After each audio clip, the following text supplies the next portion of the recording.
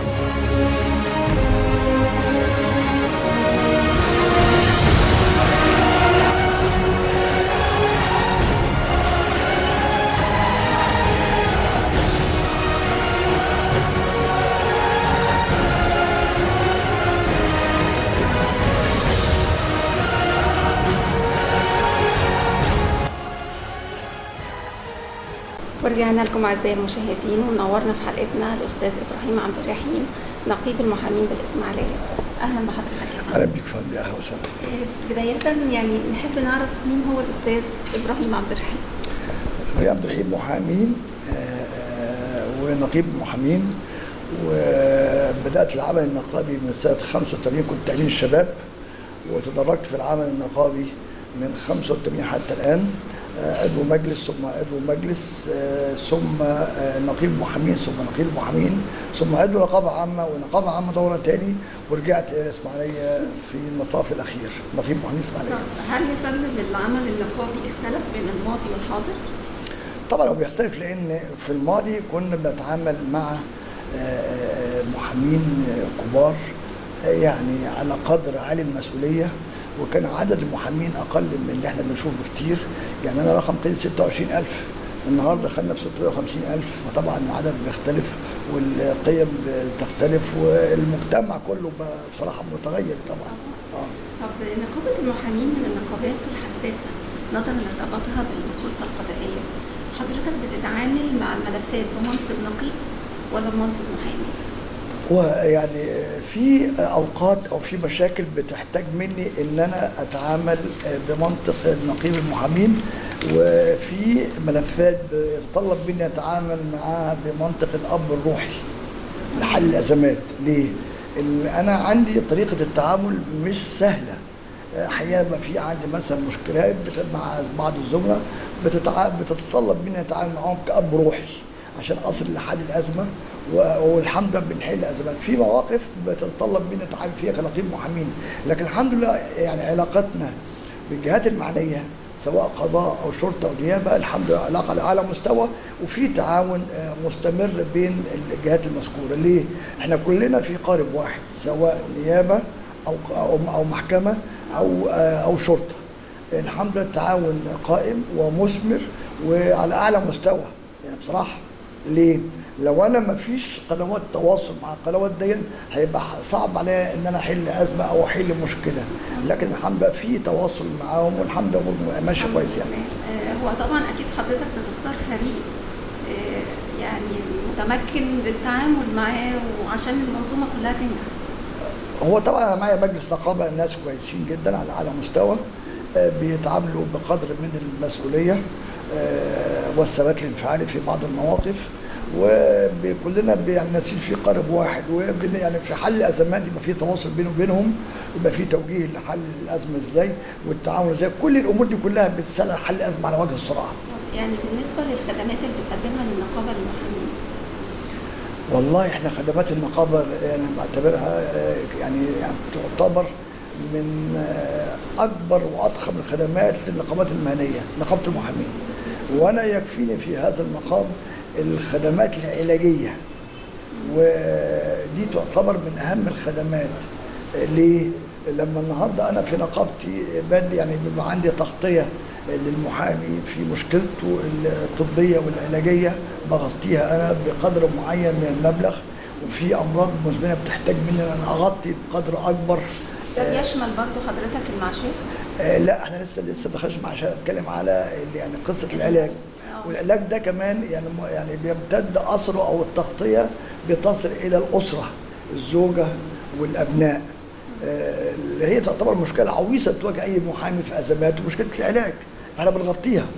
لكن دلوقتي كمان يعني الملف ده هنصل اليه قريبا او بعد دقائق، ملف التامين الصحي.